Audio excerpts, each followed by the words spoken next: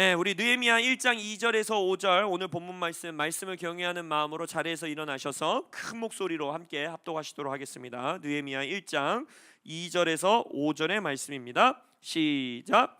내 형제들 가운데 하나인 하나니가 두어 사람과 함께 유다에서 내게 이르렀기로 내가 그 사로잡힘을 면하고 남아있는 유다와 예루살렘 사람들의 형편을 물은즉 그들이 내게 이르되 사로잡힘을 면하고 남아있는 자들이 그 지방 거기에서 큰 환난을 당하고 능욕을 받으며 예루살렘 성은 허물어지고 성문들은 불탔다 하는지라.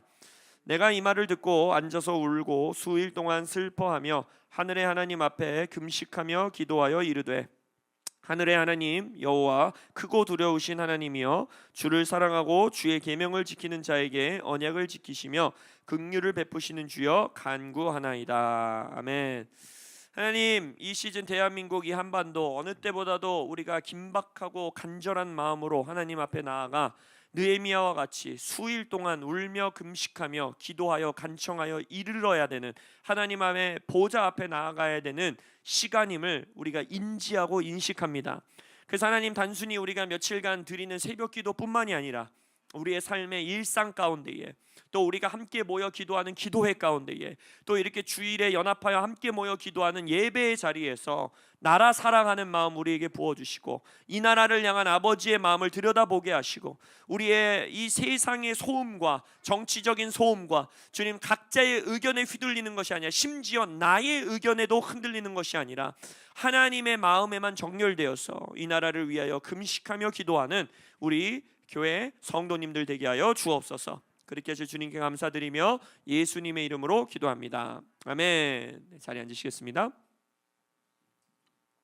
지난주에 이어 오늘 이 지금의 작금의 상황과 환경 가운데에 이 나라에 우리가 교회로서 어떻게 서야 하는지 이번 주까지 한 번 더 말씀 전하고 우리 다음 주에 22일 날 성탄 예배 기쁨으로 올려드리도록 하겠습니다.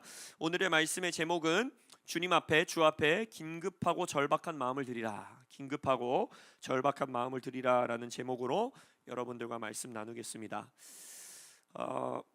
우리 계엄령이 선포되기 전날 데이비 킴 선교사님이 잠시 한 일주일간 한국에 들리면서 이제 가족들과 시간 보내시고 이제 인천공항으로 그 다음 날 가기 전에 하루 저녁 인천에 오셔서 송도에 오셔서 저와 함께 식사하고 같이 이렇게 교제하는 시간을 가졌습니다. 그래서 막 대만에서 일어나고 있는 다음 세대들의 부흥에 대한 것들 막 이야기들 나눠주시고 전 세계에서 일어나고 있는 우리 기도 운동들, 최근에 미국에서 100만 여성 모으는 밀리언 워먼 우리 또 기도 운동 있지 않았습니까? 그래서 그때도 정말 어마어마한 숫자의 여성분들뿐만 아니라 온 가족들이 나와서 미국과 또 열방을 위해서 기도하는 시간들이 있었고, 그래서 하나님께서 다시 한번 조금 자비와 은혜의 시간을 열방 가운데 허락하시는 것 같다라는 그러한 대화들을 나누면서 데이비 킴 선교사님과 제가 나눴던 대화가 뭐냐면, 하나님께서 지금 이 역사 가운데 우리가 살아가고 있는 이 역사 가운데 교회에게 허락하기 원하시는 마음, 그리고 그것을 향해서 우리를 마치 몰아가듯이 몰아가는 여정이 있다고 생각하는데, 그 단어가 뭐였냐면 영어로 urgency였어요. urgency. 이 urgency라는 단어를 옥스포드 사전에서 찾아보면 어떻게 말하고 있느냐, 재빠른 행동을 요하는 중요성입니다. 재빠른 행동을 요하는 중요성. 그리고 다른 사전들을 찾아보면 긴급성, 절박, 위기, 위급, 그래서 urgent하다 막 이러잖아요. 시급하다, 이거는 급한 사안이다 막 이렇게 말하는 그 단어를 우리가 묵상하고 서로 나누고, 또 미국도 그렇고 한국도 그렇고 대만도 그렇고 지금 세계 열방 가운데에 하나님의 교회들을 이 긴박함 가운데 긴박성을 마음에 가질 수 있도록, 정말 이 절박함과 긴박함과 긴급성을 마음 안에서 깨울 수 있도록 하나님이 교회들을 지금 방문하시는 것 같다, 교회들을 깨우시는 것 같다, 이런 대화들을 나눴어요. 이런 대화를 나누고 그 바로 다음 날 제가 밤 늦게까지 한 11시까지 제가 미팅이 있었기 때문에 미팅을 마무리하고 이제 아파트에서 나오는데 데이비 킴 선교사님이 문자가 온 거예요. 야, 니네 괜찮아? 계엄령 발동됐다는데? 이러면서 문자가 온 거예요. 그래서 처음에는 저는 뭐 뜬금없는 소리인 줄 알고 이거 무슨 뭔 말이냐, 한국에서 무슨 계엄령이 발동되냐 하고 나서 이제 뉴스를 켜고 이제 가까운 집에서 가까운 곳에서 미팅이었기 때문에 이제 걸어가면서 또 하필 제가 미팅 끝나고 나오는데 비가 오더라고요. 그래서 비를 추적추적 맞으면서 우리 이 계엄령 뉴스를 보면서 집에 들어가서 정말 한 새벽 4시까지 막 잠을 설치면서 기도하다가 잠을 들었었습니다. 정말 이때가 여러분들 단순히 한국에 이러한 사건이 있었기 때문만이 아니라 전 세계적으로 이루어지고 있는 역사의 흐름을 볼 때 하나님께서 지금 교회뿐만이 아니라 역사적으로 열방 안에서 정말 시대적인 역사적인 시대의 흐름을 가져가고 계시는 시간임을 우리가 깨달아야 합니다. 성경 속에서도 또 인류 역사 가운데서도 하나님께서 역사적인 시대를 만들어 가실 때에 그 시대를 함께 살아가고 있었음에도 불구하고 그것을 깨닫지 못한 채, 인지하지 못한 채 그냥 매일의 일상을 살아가고 하나님의 카이로스의 순간을 마치 놓쳐버리는, 카이로스의 역사 가운데 동참하지 못하는 일들은 수없이 많았어요. 단적인 예로 출애굽 시대만 해도 그렇지 않습니까? 출애굽 시대만 해도 놀라운 하나님의 출애굽의 역사를 통하여서 광야로 나아갔지만 하나님의 정말 인류 그때 당시까지도 지금까지도 그렇죠. 인류 역사상 전무후무한 하나님의 놀라운 기적을 펼친 역사가 펼쳐졌음에도 불구하고 약속의 땅까지 들어가는 것이 하나님의 부르심이었지만 그 부르심과 그 시대적 소명 앞에 정렬되지 못하고 한 세대가 그냥 광야의 시간에, 카이로스의 시간에 함께하지 못하고 사라져버린 거예요. 여호수아와 갈렙만이 그 시대 가운데에, 그 세대 가운데에 하나님의 카이로스의 역사에 동참한 소수의 남은 자였다라는 것입니다. 아까 말한 아합과 이세벨의 시대만 해도 그렇지요. 이제 하나님께서 아합과 이세벨의 시대를 통하여 이스라엘 백성들을 꾸짖으시고 하나님의 이 정말 우상 숭배와 하나님의 진리를 거스리는 삶이 얼마나 끔찍한지를 하나님께서 은혜 가운데, 자비 가운데 보여주셨지만 그때에도 수많은 사람들이 그냥 자신들의 평안한 안위와 그 정치적인 상황에 맞춰서 그래, 여기서 내가 조금 더 편안하게 살 수 있는 거, 여기서 조금 더 내가 많이 어렵지 않게 살아가는 거, 그건 뭘까라고 생각하면서 그 시대를 살아갔지만 하나님은 말했죠. 남아있는 자들이 7,000명 있다. 7,000명을 제외한 그 사람들은 어땠다라는 거예요? 그 시대의 역사하시는 하나님의 카이로스의 역사에 동참하지 못했다라는 것입니다. 그러니까 하나님의 역사 가운데서는요, 하나님이 뭔가 역사를 이루실 때 가장 극명하게 드러나는 건 뭐예요? 예수님이 이 땅에 오신 시대 아닙니까? 예수님이 초림하신, 지금 우리가 크리스마스 시즌을 이제 준비하고 대림절 시즌을 지나고 있는데 예수님이 유대인들이 그렇게 기다리고 고대하고 매일매일을 기도하며 기다렸던 메시아가 이 땅에, 카이로스 그 자체인 메시아가 이 땅에 개입하시고 역사하셨는데 그것을 전혀 깨닫지 못한 채 자신들이 살아가고 있는 시대에 하나님이 역사하시고 일하시는 것이 뭔지 분별하지 못한 채 그 카이로스의 순간을 놓쳐버렸을 뿐 아니라 오히려 하나님의 카이로스 순간을 막아서는, 예수님을 못 박는 종교 지도자들 뿐만 아니라 수많은 군중들이, 그렇죠?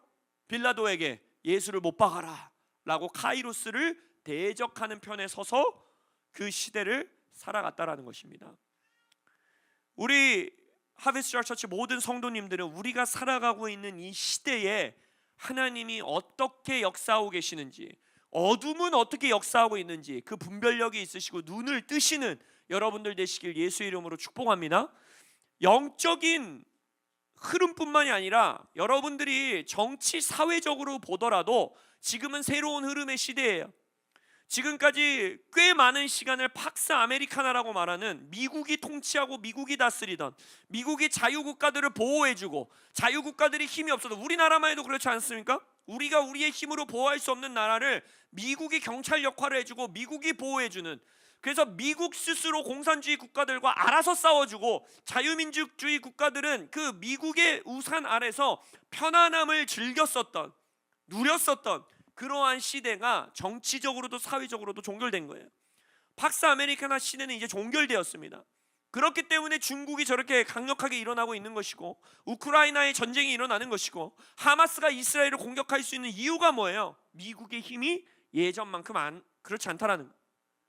결국 이 시대 가운데, 흐름 가운데, 그럼 이제 이 시대에 이루어지는 싸움은, 반복해서 말씀드리지만 큰 싸움은 좌파다 우파다, 이 당대표다 저 당대표다, 이 대통령이다 저 대통령이다, 이런 정치적인 싸움이 아니라 열방 전 세계적으로 다시 한번 공산주의의 힘이 교회와 하나님의 백성들을 집어삼키느냐, 이제 어두움의 시간이 시작되느냐, 아니면 우리가 이 앞에서 다시 한번 세계 2차 대전 때와 그랬던 것처럼, 또 팍스 아메리카나 시대가 그랬던 것처럼, 유럽에서 처음 종교개혁이 일어났을 때처럼 교회들이 깨어나 그것을 영적 싸움하며 대항하며 사회적 참여를 통하여서 재빠른 행동을 요하는 이 중요한 시대 가운데에 그것을 막아서느냐, 이 싸움 가운데 있다라는 거예요.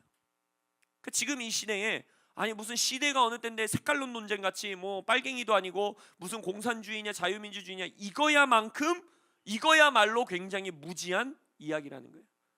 이거는 예수 믿지 않는 정치 지도자들도 아니면은 뭐 평론가들도 여러분들이 조금만 찾아보더라도 누구나 말하고 있는, 책을 조금만 찾아보더라도 새로운 시대가 열리고 있는 것을 말하고 있는, 근데 안타깝게도 교회가 오히려 더 새로운 시대가 열리고 있는 것을 향해 눈을 뜨지 못하고 있는 시대를 우리가 살아가고 있다는 거예요.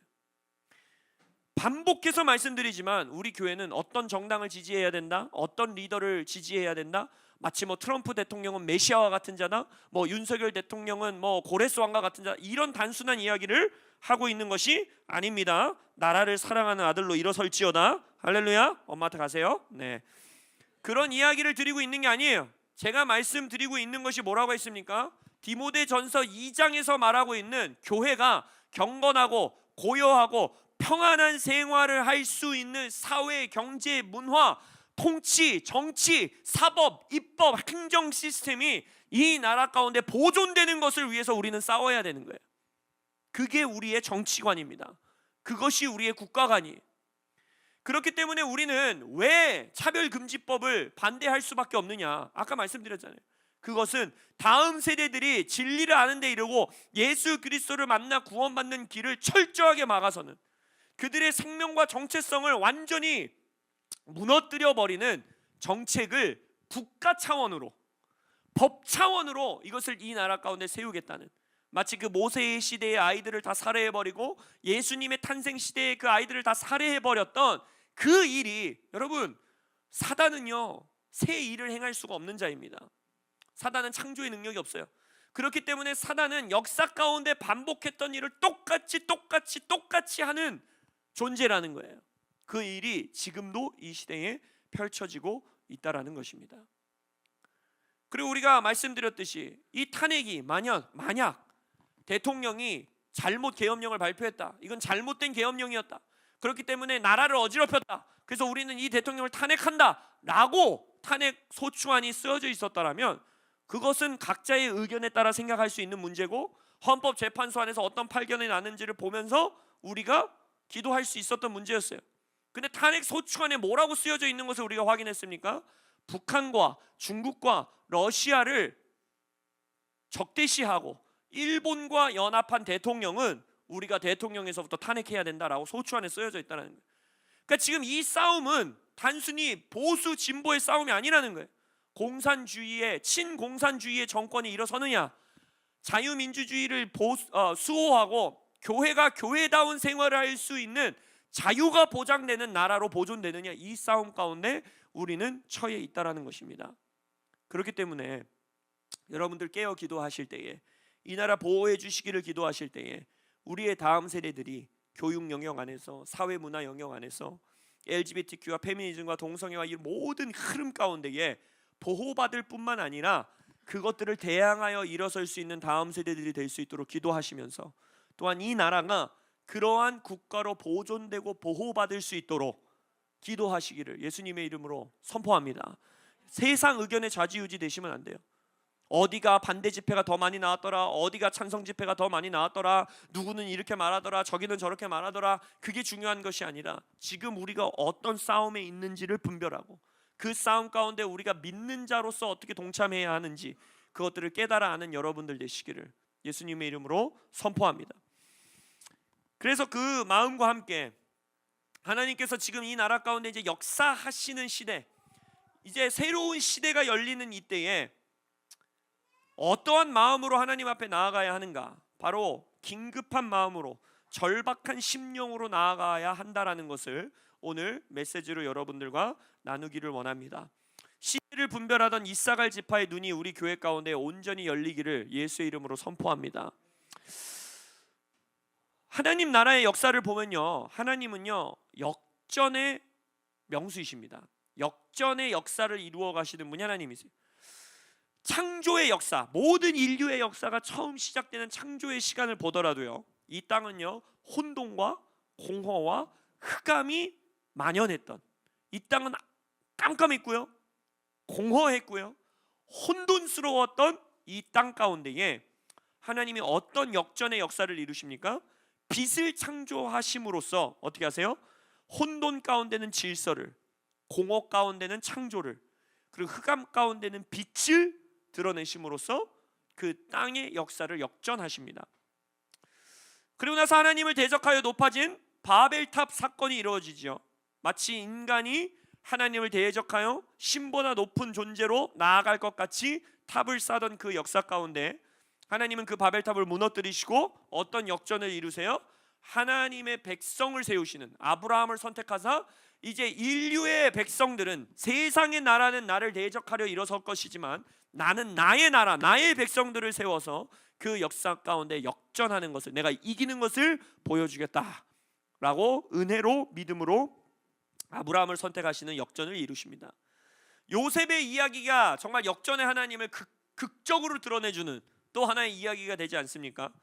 아버지에게 사랑받던 막둥이 아들로 자라가던 아들이 어느 날 하루아침에 형들의 배신으로 인하여 노예가 되고, 그러나 그의 역사 가운데 하나님이 은총을 부으사 전 세계 가운데 최강대국이었던 애굽의 총리가 되게 하셔서, 그 목적이 뭐였어요? 하나님 나라의 백성들 이스라엘의 인구수를 확장시키고 그들이 그 애굽 제국의 보호 아래, 자기들도 모른 채 보호받은 거죠. 애굽 아래 있었기 때문에 그 나라가 준비되어질 수 있도록 그 역사를 시작하는데 요셉을 역전의 도구로서 쓰신다라는 거예요. 뭐 역사 가운데 많지요. 사사들의 역사를 봐도 그렇고요, 포로 시대의 다니엘, 에스더, 느헤미야의 시대를 봐도 그렇고요, 하나님은 어둠이 집어삼키려는 것 같은 순간에 항상 하나님의 역전의 역사를 이루시는 분이라는 겁니다. 그리고 그것이 가장 명확하고 극명하게 드러나는 사건이 바로 뭐겠습니까?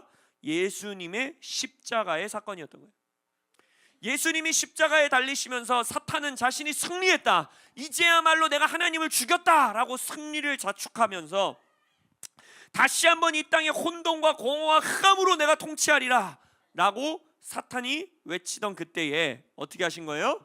인류 가운데에 빛을 창조하시는 것뿐만 아니라 세상의 빛 그 자체이신 예수님을 이 땅에 보내사 십자가에서 죽고 부활하게 하심으로써 죽음을 역전하여 풍성한 생명으로 이루시고, 할렐루야, 혼돈스러운 인류 사람들의 인생 가운데에, 삶 가운데에 예수님의 말씀에 질서를 세우시고 공허한 인간들의 마음 가운데에 풍성하신 생명으로서 채워주시고 사랑과 은혜로 채워주시고 흑암으로 가득 차 있었던 이 땅 가운데 빛의 나라를 세우사 세상의 빛으로 우리를 부르사 세상의 빛이신 예수가 우리를 세상의 빛으로 부르시는 그 놀라운 역사를 예수님의 탄생과 죽음과 부활과 승천으로 역전하셨다라는 것입니다. 하나님이 이러한 역전의 역사를 이루실 때마다 성경 곳곳에서 펼쳐지는 일이 무엇이냐? 하나님께서 역전하여 주시기를 간절하고 긴급하고 절박한 마음으로 부르짖는 백성의 외침들이 있었다는 거예요. 그리하였을 때 하나님은 자신의 역전의 역사를 이루셨다라는 것입니다. 출애굽기의 역전의 역사가 이루어지기 전에 말씀은 이렇게 고백하고 있습니다. 여러 해 후에 애굽 왕은 죽었고 이스라엘 자손은 고된 노동으로 말미암아 탄식하며 부르짖으니 그 고된 노동으로 말미암아 부르짖는 소리가 하나님께 상달된지라. 하나님이 그들의 고통 소리를 들으시고 하나님이 아브라함과 이삭과 야곱에게 세운 그의 언약을 기억하사 하나님이 이스라엘 자손을 돌보셨고 하나님이 그들을 기억하셨더라. 거룩한 부르짖음이 아니었어요. 그냥 못 살겠다, 너무 힘들다, 고된 노동에 우리 죽어나겠다, 하나님 죽을 것 같아요, 힘들어요, 아파요, 너무 싫어요 라는, 어떻게 보면 거룩해 보이지 않는 부르짖음이었음에도 불구하고 하나님은 어떻게 하셨대요? 백성들의 긴급하고 절박한 그 부르짖음 가운데 반응하사 그가 세운 언약을 생각하시고, 이스라엘 백성이 잘해서도 아니고, 이스라엘 백성들이 예뻐서도 아니고, 이스라엘 백성들이 막 거룩한 외침을 불어서도 아니고, 하나님이 그들과 세운 언약을 기억하사 어떻게 하셨다라는 거예요? 출애굽이라는 놀라운 역전의 역사를 쓰셨다라는 거예요. 사사 시대를 보겠습니다. 에훗이 죽으니, 에훗 사사가 죽은 거죠. 이스라엘 자손이 또 여호와의 목전에 악을 행하매 여호와께서 가나안 왕 야빈의 손에 그들을 파셨으니, 야빈 왕은 철병거 900대가 있어 20년 동안 이스라엘 자손은 심히 학대했으므로 이스라엘 자손이 여호와께 부르짖었더라. 보십시오. 이 부르짖음은 또 어떻습니까? 내 죄 때문에 지금 힘든 상황인 거예요. 하나님의 어떤 진노나 하나님의 심판이 아니라 자신들이 죄 지어서 처하게 된 상황인데도 하나님은 그들이 부르짖었을 때 어떻게 하신다는 거예요? 긍휼과 자비의 역사로 또 한 번의 사사를 일으키사 그들을 구원하시고 역전하시고 하나님이 이 역사의 주관자이심을 드러내 보여주셨다라는 것입니다. 우리의 연약하고 그닥 성경적으로 보이지 않는, 거룩해 보이지 않는 부르짖음과 외침에까지도 하나님은 들으시고 역사하신다는 거예요. 그 어느 때보다도 절박하게 부르짖어야 하는 시대입니다. 또 다른 부르짖음은 뭐였지요? 다니엘은요, 예레미야 가운데 하나님이 기록해 놓으신 말씀을 보고, 아, 지금이 하나님이 역전의 일을 이루시는 시대구나. 아, 지금 이제 70년이 차서 하나님이 우리를 포로 시대에서 해방시키시는 시대가 임했구나. 긴급한 시대구나. 얼전시가 있는 시대구나. 지금 내가 아주 급박한 시대를 살아가고 있구나 라는 걸 깨닫고, 다니엘은 어떻게 합니까? 금식하며 하나님께 부르짖었다는 거예요. 그 부르짖음을 들으시고 하나님은 천사를 보내시고 하나님의 군대장을 보내시고, 그리고 하나님의 놀라운 역사를 어떻게 이루십니까? 그 이후에 포로 귀환 시대의 놀라운 역전을 이루시는 역전의 역사를 이루신다는 거예요. 오늘 읽은 느헤미야 본문도 어때요? 느헤미야는요, 지금 포로 시대 가운데에 힘들게 살아가는 존재가 아닙니다. 포로 시대 가운데 어렵게 살아가는 유다 백성들이 있었지만 느헤미야는요, 잘 먹고 잘 사는 사람이에요. 왕의 술관원이었다라는 것은요, 왕이 가장 신뢰하는, 가장 측근으로 두고 있는 자신의 신복이고, 굶주리지 않았고, 마치 뭐 포로 시대라고 그래서 막 노예같이 쇠고랑 차고 막 일하고 이런 모습이 아니에요. 느헤미야는 궁전에서 잘 살고 있는 사람이에요. 그럼에도 불구하고 느헤미야도 깨달은 거죠. 이스라엘의 상황을 듣고, 예루살렘의 상황을 듣고, 주여 당신의 긍휼을 베풀어 주셔야 되는데, 하나님께서 분명히 약속해 주셨는데, 우리를 포로 시대에서 이제 종결시키시고 새로운 시대를 여시겠다 약속하셨는데 라고 하면서 어떻게 했어요? 오늘 본문에서 뭐라고 합니까? 그 상황을 듣고 수일 동안 슬퍼하며 하나님 앞에 금식하여 기도하여 이루며 간구하였다. 부르짖는 소리를 하나님 앞에 올려드렸다라는 거예요.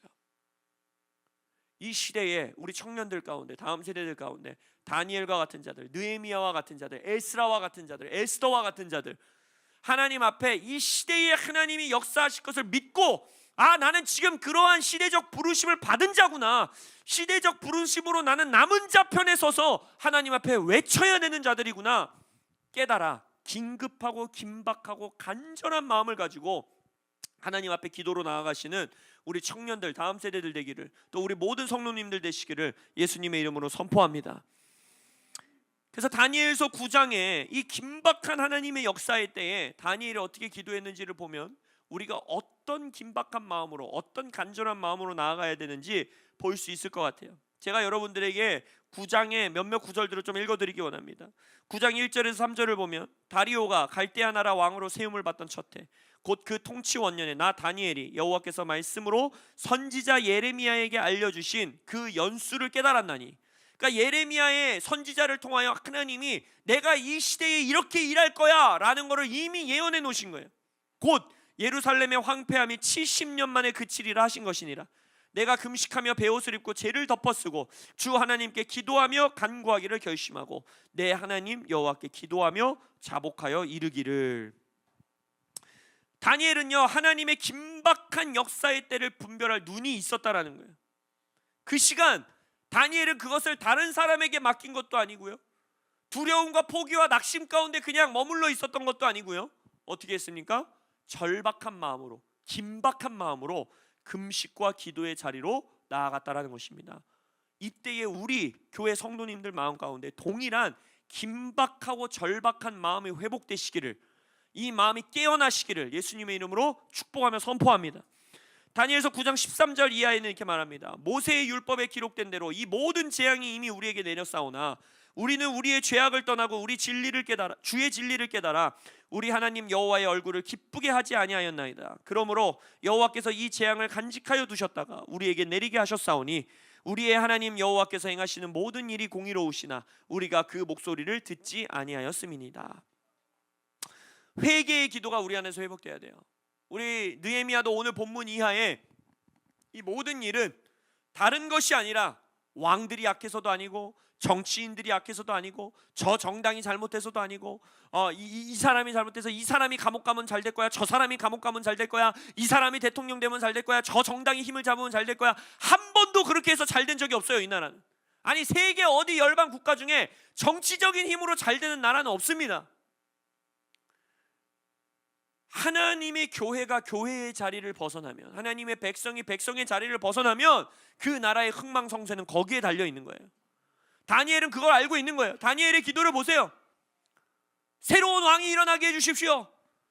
왕이 서야 됩니다. 저 왕은 감옥 가야 됩니다. 이 왕이 서야 됩니다. 저 정당은 무너져야 됩니다. 이거를 적대시하는 저 정당을 아주 무너뜨려 주십시오. 이런 기도가 아니에요. 다니엘의 기도의 시작이 뭐예요? 다 교회가 교회되지 못한 것으로 이 시대가 펼쳐졌습니다.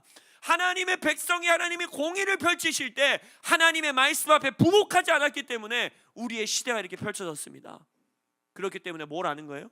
하나님의 이름으로 일컫는 하나님의 백성이 겸손히 자복하여 하나님 앞에 금식하며 나아오면 이 땅은 회복됩니다. 이 나라 정부는 새롭게 됩니다. 이 나라는 교회가 평안하고 고요하고 경건한 생활을 할 수 있는 나라로 온전케 될 것을 믿습니다. 이 믿음이 우리 안에 있어야 돼요. 누가 대통령 되겠다의 믿음이 아니라, 누가 감옥 가겠다의 믿음이 아니라, 우리의 믿음은 어디에 두고 있어야 되느냐? 하나님께서 우리가 진정으로 회개하면, 우리가 진정으로 돌이키면, 교회가 다시 한번 회복되면 반드시 이 나라는 회복된다. 하나님께서 이 역사를 써내려 가신다 라는 믿음이 우리 안에 넘쳐나기를 선포합니다. 그러면서 15절에 이렇게 기도합니다. 강한 손으로 주의 백성을 애굽 땅에서 인도하여 내시고 오늘과 같이 명성을 얻으신 우리 주 하나님이여, 우리는 범죄하였고 악을 행하였나이다. 이 기도에 어디에 하나님을 향해 외치고 있는지 보세요. 다니엘은요, 지금 포로 시대를 살아가고 있는 시대거든요. 그리고 지금 다니엘이 이 기도를 하고 있는 시절은 이미 노인이 되어서 자신의 인생의 이제 마무리를 지어가는 시대입니다. 수백 년 전에 있었던 이스라엘 백성을 출애굽시키셨던 하나님을 부르짖고 있는 걸 보세요. 이건 뭘 말하고 있는 거예요? 이 나라의 태생 자체가, 하나님, 이 이스라엘이라는 유다 민족이라는 이 민족의 태생 자체가 하나님의 뜻 가운데 이루어진 나라 아닙니까? 라고 하나님께 상기시켜 드리는 거예요. 이스라엘과 마찬가지로 대한민국 또한 하나님의 뜻 가운데 기적적으로 세워진 나라입니다. 이 나라는요, 조선 시대에 이어서 조선 시대의 뜻을 이어받아 대한민국이 세워진 나라가 아니에요. 이 나라는 왕정 시대와 조선 시대의 저주를 완전히 끊어버리고 완전히 새로운 나라로 다시 세워진 나라, 그 나라가 바로 대한민국입니다. 대한민국은 조선의 후예가 아닙니다, 여러분. 대한민국은 새로운 나라, 새로운 국가, 새로운 시대가 열린 거예요. 근데 그 시작이 어떤 시대였습니까?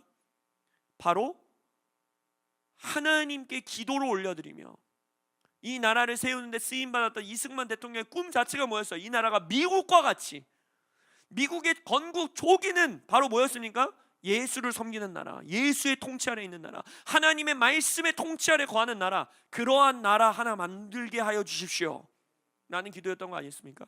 그걸 상기시켜 드리는 거예요. 다니엘의 기도를 보세요.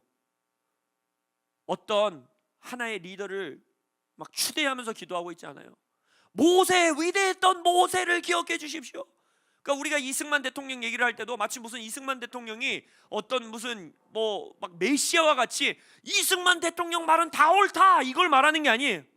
우리가 기도하는 것은, 우리가 말씀드리는 것은, 하나님께 상기시켜 드리는 것은 그 시대의 그 인물을 택하사 모세와 아론을 택하사 이스라엘 백성을 하나님의 뜻대로 출애굽시키셨던 하나님, 이승만 대통령을 통하여 이 나라를 과거의 저주로부터 단절되게 하시고 예수를 섬기는 나라로 세우시기 원하셨던 하나님의 뜻을, 그 사람을 붙드셨던 하나님의 뜻을 기억하여 주십시오라고 우리는 기도하는 거예요. 이 나라는 온 열방을 위해서 기도하는 기도의 집에 부르심이 있는 나라예요. 이 나라는 세계 열방 가운데에 하나님의 복음을 전하도록 세계 열방의 선교의 부르심을 감당해야 되는 나라입니다. 이 나라 무너지면 안 됩니다. 할렐루야. 이 나라가 바로 정말 백투 제루살렘이라고 말하는, 이 정말 우리 앞에 펼쳐져 있는 북한과 중국과 그 중동 지역 가운데에 복음을 전하는 일 가운데에 한국이 무너진다면 하나님 나라의 역사는 뒤처질 수밖에 없는 거예요. 그걸 하나님께 상기시켜 드리는 거예요. 하나님, 이 나라, 여러분 생각해 보세요. 이게 물리적으로, 역사적으로, 사회적으로, 정치적으로 아무리 고민을 해보고 생각해보고 계산기를 두드려 봐도 이 나라가 복음도 그렇게 늦게 받아들인 나라고, 유교의 문화에 불교의 문화에 쩔어 있는 나라였고, 힘도 없는 나라였고, 6.25 전쟁 이후에 전 세계에서 가장 가난한 나라였고, 이 나라가 어떻게 인구 비례당 선교사를 가장 많이 파송하고 선교 헌금을 가장 많이 하는 나라로 일어설 수가 있냐는 거야. 이거는 하나님의 역사가 아니면 설명이 될 수 없는 나라입니다. 이 나라는 기적의 나라예요. 그걸 하나님께 상기시켜 드리는 거예요. 하나님, 이 나라를 향해 하나님이 가지고 계신 뜻이 있지 않습니까? 부르심이 있지 않습니까? 이 나라 어떤 정치인 한 사람이 세운 나라가 아니지 않습니까? 이 나라 어떤 정당 하나가 세운 나라가 아니지 않습니까? 그냥 계속 이어져 오던 나라가 우연히 생긴 나라가 아니지 않습니까? 출애굽이라는 놀라운 기적을 통하여 이스라엘 민족을 세우셨던 하나님께 기도하는 다니엘과 같이 우리는 계속해서 이 나라의 부르심, 이 나라를 하나님의 뜻, 이 나라가 처음에 세우실 때 하나님이 품으셨던 그 역사의 뜻을 하나님 기억하여 주십시오 라고 기도해야 되는 거예요. 이 부르심 가운데 정렬되어 있지 않는 정당이라면, 우리 믿는 자라면 거절할 수 있어야 되는 거예요. 그게 진보든 보수든 상관없어요. 우리나라가 선교의 나라, 우리나라가 기도하는 나라로서 서는 것을 막아서는 정책이 있다면, 법안이 있다면, 그게 어느 정당 어느 정치인지 상관없이 우리는 거절할 수밖에 없는 것입니다. 그리고 그러한 정치적인 리더들을 우리의 다음 세대들 안에서 일으켜 세우고 세워내야 되는 거예요. 우리 교회 안에서 위대한 정치가들이 일어나기를 예수의 이름으로 선포합니다. 정말 위대한 정치가들이 일어나야 돼요. 이 나라에 하나님의 뜻을 이루어지는 것을 위해 목숨 걸 수 있는 윌버포스와 같은, 미국의 국부들과 같은, 한국의 국부 이승만과 같은 정말 목숨 걸고 이 나라 가운데에 기도하고 자신의 안위는 뒷전으로 할 수 있는 정치인들, 국회의원들, 사법부에서 일하는 자들, 그러한 자들이 일어나기를 예수의 이름으로 선포합니다. 그리고 나서 우리가 이 시간 어떤 부르짖음으로 긴박함으로 나아가야 되느냐? 다니엘서 9장 17절 이하의 말씀입니다. 그러하온즉 우리 하나님이여, 지금 주의 종의 기도와 간구를 들으시고 주를 위하여 주의 얼굴빛을 주의 황폐한 성소에 비추시옵소서. 나의 하나님이여, 귀를 기울여 들으사 눈을 떠서 우리의 황폐한 상황과 주의 이름으로 일컫는 성을 보옵소서. 우리가 주 앞에 간구하옵는 것은 우리의 공의를 의지하여 하는 것이 아니요 주의 큰 긍휼을 의지하여 함이니이다. 이게 우리의 기도입니다. 우리는 우리의 공의에 의지하지 않습니다. 로마서 9장에서 말하는 것처럼 우리의 원함으로 말미암음도 아니요 우리의 다른 박질로 말미암음도 아니요 자비를 베푸시는 하나님으로 말미암음이라. 할렐루야. 우리가 지금 외치고 긴박하고 절박한 마음으로 나가 하나님 앞에 부르짖고 붙들 수 있는 유일한 건 뭐냐? 이 나라를 향해 긍휼함을 잊지 말아 주십시오. 하나님, 이 나라 불쌍히 여겨 주십시오.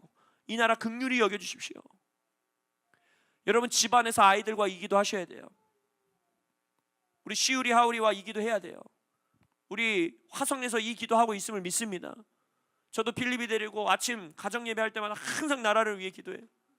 제가 정말 오늘 주일 아침에 와서 너무 위로받았던 게 뭐냐면, 어제 우리 임진환 장로님께서 손녀딸을 데리고 병원에 가는 길 가운데, 우리 서윤이가 막 열이 40도까지 오르고 해서 이제 병원에 가는데, 가면서 치유 기도를 했대. 서윤이가 먼저 말하대. 우리 기도하자 이랬더래요, 할아버지한테. 그래서 할아버지가 뭐 치유 기도를 했는데, 서윤이가 뭐라고 기도했느냐? 하나님, 이 나라를 불쌍히 여겨 주십시오. 이 나라를 살려 주십시오. 이렇게 기도했다는 거예요. 여러분, 이런 다음 세대들을 가정에서 일으키셔야 돼요.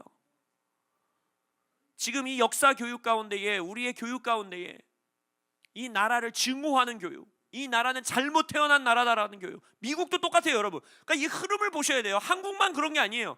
미국도 지금 미국의 중고등학교, 초등학교에 들어가 있는 교육이 뭐냐? 미국은 악한 나라다. 탄생 때부터, 이 나라가 세워질 때부터 인권을 유리한 나라이고, 어떤 인종을, 흑인을 어떻게 했던 나라이고, 이 나라는 정말 악한 나라다라는 교육이 아이들에게 전해지고 있다는 거예요. 그런 아이들이 성장하면 그 나라를 어떻게 생각하겠어요? 그 나라를 위해서 희생하겠냐고요? 그 나라를 위해서 그들이 삶을 살겠냐고요? 그렇지 않다라는 거예요. 자신들이 초강대국으로서 누리는 건 다 누리면서 그 나라를 손가락질하고 증오하고. 여러분, 이 나라 대한민국과 미국이 잘못되고 우리가 고쳐야 되는 점이 없다, 이런 말씀을 드리는 게 아니라는 거 아시잖아요. 기독교인이라면, 예수를 믿는 자라면 이 나라를 허락하신 예수님과 하나님의 뜻을 지키기 위해 희생할 줄 알아야 되는 거예요. 지난주 말씀에서도 나눴지만, 왜 독립운동가 가운데에, 그리고 여러 이 나라를 세우는 개원 국회에 왜 그렇게 기독교인이 많았겠어요? 놀라울 정도의 수치로 기독교인이 많았잖아요. 독립운동하는 게 쉬운 일입니까? 희생해야 되고, 가족을 버려야 되고, 돈을 버려야 되고, 집을 버려야 되고, 목숨을 바쳐야 되는 일 가운데에 그 일에 일어섰던 자가 누구라는 거예요? 예수를 믿는 기독교인들이라는 거예요. 그게 우연이겠습니까?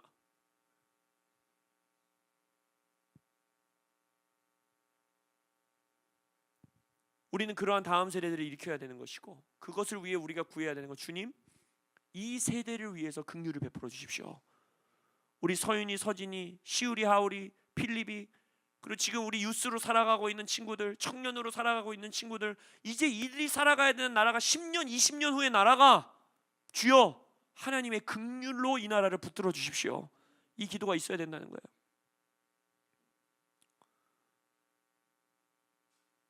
아까 이 긴박함이 뭐라고 했어요? 긍휼을 구하면서 뭐라 했습니까? 재빠른 행동을 요하는 중요성이라고 하지 않았습니까?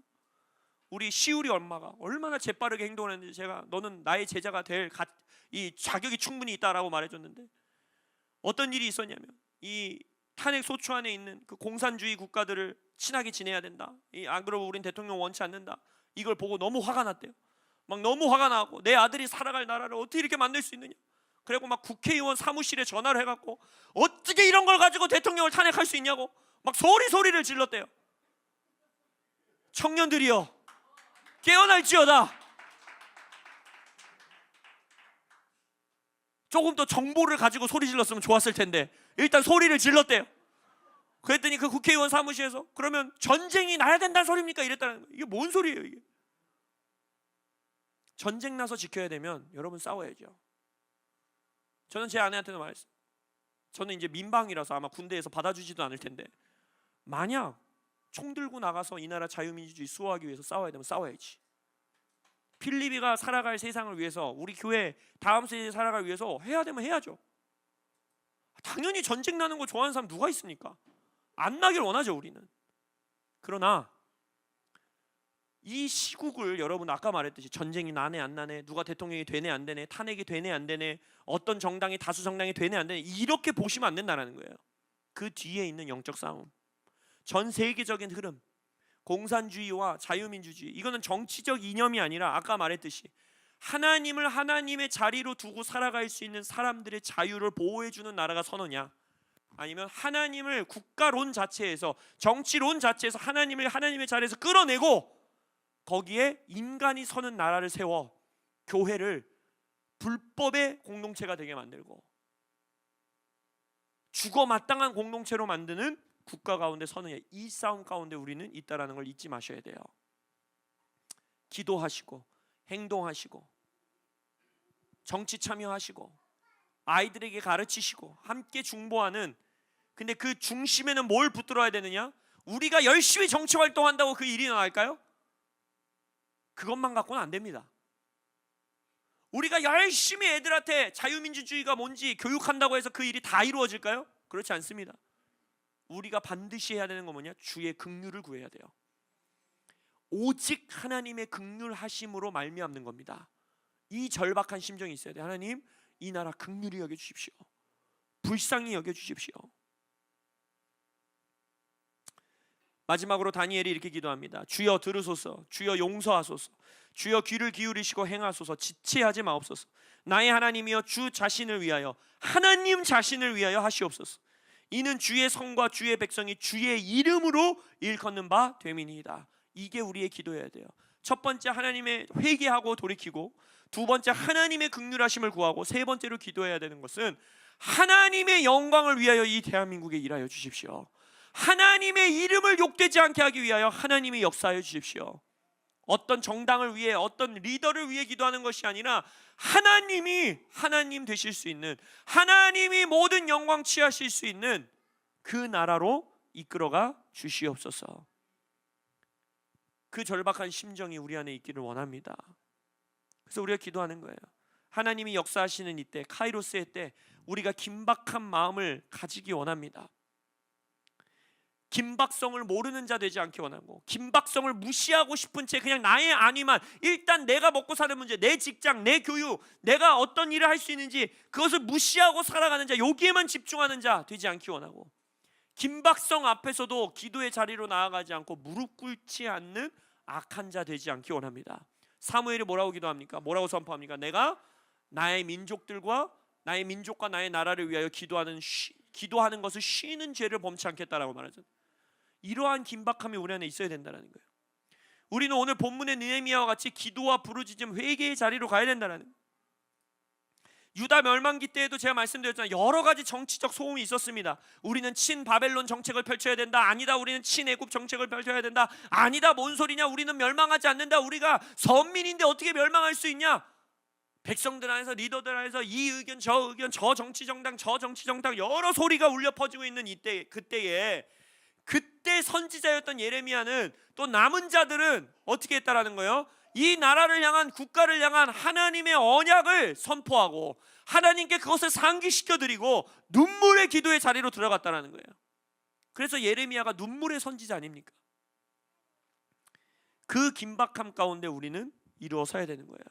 이 나라를 향한 아버지의 약속과 소원을 기억하십시오. 아버지의 하나님이 이 나라를 어떻게 세우신 나라인 것을 기억해 주십시오. 긍휼히 여겨 주십시오. 우리가 회개합니다. 돌이킵니다. 이러한 긴박한 마음으로 나아가기를 원합니다. 정말 카이로스의 순간이고 대한민국의 역사적, 시대적 순간입니다. 아버지께서 지금 부으시는 긴박하고 절박한 마음을 받으시기를 바랍니다. 최소한 그래서 우리 새벽 기도에 함께 나오세요. 줌으로 기도하지 않습니까? 화면도 안 켜도 돼요. 눈곱도 안 떼고 기도하셔도 됩니다. 우리 요한이는 대표 기도하는데 거의 막 졸음을 이겨가면서 대표 기도했어요. 얼마나 귀한지 몰라요. 막 했던 말 또 하고, 그래서 아버지 전 그 기도가 너무 좋았어요. 졸려 죽겠는데도 일어난 거잖아요. 그건 긴박한 마음이 있는 자만 할 수 있는 거예요. 차라리 줌 켜놓고 조세요. 일어나서 키세요. 그리고 그 자리에서 함께 기도의 자리를 지키시기를 축복합니다. 말씀을 결론 짓기 원합니다. 이때 우리가 구해야 되는 마음은요, 제가 가장 좋아하는 성경 구절이 하나 있어요. 빌립보서 4장에 나오는 말씀인데 우리가 잘 아는 말씀입니다. 우리는 보통 이 말씀만 외워요. 내게 능력 주시는 자 안에서 내가 모든 것을 할 수 있느니라. 할렐루야. 그래서 막 나는 모든 일을 할 수 있어 이러면서 막 선포하잖아요. 근데 그 앞구절을 몰라요. 앞구절에서 뭐라고 하고 있느냐. 바울이 이렇게 말합니다. 내가 궁핍함으로 말하는 것이 아니라 어떠한 형편에든지 나는 자족하기를 배웠나니 나는 비천에 처할 줄도 알고 풍부에 처할 줄도 알아.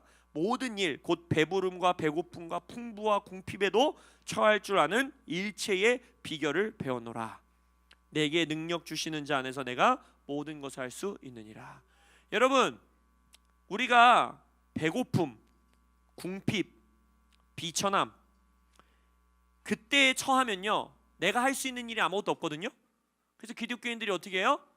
하나님의 능력에 의지합니다. 하나님, 당신이 나를 살려주셔야 됩니다. 우리 돈 문제 해결해 주셔야 됩니다. 우리 자식 문제 해결해 주셔야 됩니다. 우리 결혼 문제 해결해 주셔야 됩니다. 이 나라의 어려움 해결해 주셔야 됩니다. 그때는 막 하나님의 능력으로 이 일을 해결하소서, 이 일을 이루소서라고 막 기도해요. 하나님의 능력으로 우리는 모든 것을 이룰 수 있습니다라고 기도해요. 근데 바울이 말하고 있는 걸 보세요. 배부름, 풍부, 궁핍하지 않을 때 바울은 그 풍성함에 의지하지 않았다는 거예요. 풍부함에 의지하지 않았다는 거예요. 대한민국의 교회가 한 실수가 이거예요. 절박한 기도로 이 나라가 회복되었을 때 우리는 이제 우리나라의 풍부함에 의지한 기독교가 되어버린 거예요. 이 나라의 풍성함에 의지한 기독교가 되어버린 거예요.